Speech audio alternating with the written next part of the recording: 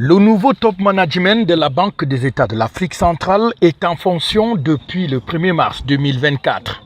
C'était au terme de leur cérémonie d'installation qui avait pour cadre le palais des congrès de Yaoundé, une cérémonie dont le décor a été planté par le ministre des Finances du Cameroun, Louis-Paul Motazi. Permettez-moi, au nom du chef de l'État, président de la République, son Excellence M. Paul Biya, du gouvernement et du peuple camerounais tout entier, de vous souhaiter à tous une chaleureuse bienvenue au Cameroun et plus particulièrement à Yaoundé, siège de la BEAC, notre banque centrale.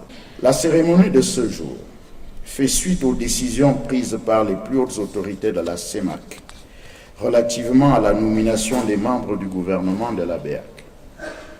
L'apothéose de ces décisions est intervenue le vendredi 9 février dernier avec la nomination par la conférence des chefs d'État de M. Yvon Sanabangui et Mahamat Djibril Souleymane comme gouverneur et directeur général des études, finances et relations internationales respectivement. Quant à la cérémonie proprement dite d'installation du nouveau top management de la BEAC, la musique était orchestrée par le président du comité des ministres de l'UMAC, l'Union monétaire d'Afrique centrale. Vous avez, à n'en point douter, les qualités pour relever ces défis, eu égard à vos profils, à vos parcours respectifs et à vos expériences professionnelles riches et variées. Vos qualités vous ont valu la confiance des plus hautes autorités de la CEMAC qui, lors de leur sommet ordinaire du 17 mars 2023 et extraordinaire du 9 février 2024, ont porté leur choix sur vous.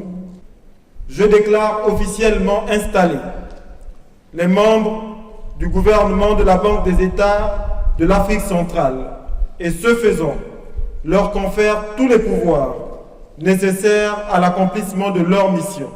Il s'agit donc, pour ce 109 injecté à la BEAC, du gouverneur de l'institution monétaire d'Afrique centrale, Yvon Sanabangui, mais aussi du vice-gouverneur Michel Djombala, du secrétaire général Ngonga Obiang Eyang Miguel, du directeur général du contrôle général Nsom Blaise Eugène, du directeur général de l'exploitation Jean-Clary Otoumou et du directeur général des études, des finances et des relations internationales Mahamat Djibril.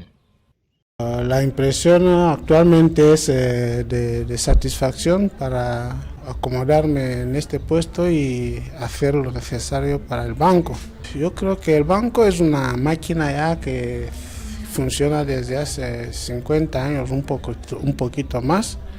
Y nosotros lo que tenemos que hacer es valorar lo que ya se ha hecho como trabajo y mejorar lo que hay en lo que tiene deficiencias para que el funcionamiento siga siendo el mismo. Quisiera agradecer a Su Excelencia Obiang Bazo por la altísima confianza que ha depositado en mi persona, ya no solamente en este momento, sino en las ocasiones anteriores. Laissez-moi remercier les hautes autorités qui nous ont nommés aujourd'hui avec cette cérémonie quand même spéciale. Mais le rôle du directeur général des études à la Banque centrale, c'est vraiment un rôle très large. Il s'occupe des missions statutaires de la Banque centrale, notamment la politique monétaire, la gestion des réserves d'échange et l'application de la réglementation d'échange.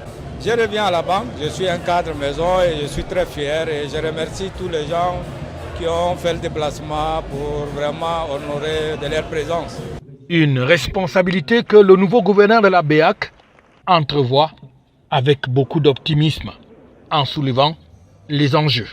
Je voudrais tout d'abord exprimer ma gratitude aux chefs d'État de la CEMAC qui ont bien voulu placer en moi leur confiance.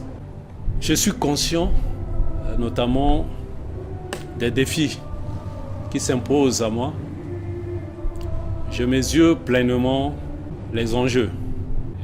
C'est pour cela que je m'engage à travailler en toute intégrité en toute transparence, professionnalisme et engouement.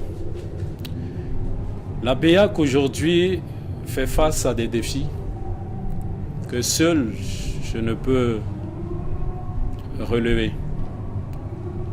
Ça sera une conjugaison d'efforts avec le concours notamment du personnel de la BEAC de par son professionnalisme et surtout son engagement. La Banque des États de l'Afrique centrale, qui a 6 pays membres, est donc appelée à amener cette sous-région à un plus grand développement de ses populations, de ses infrastructures aussi. La BEAC, qui vient donc d'avoir cette nouvelle équipe à sa tête, est attendue dans un contexte difficile avec une conjoncture internationale de plus en plus morose.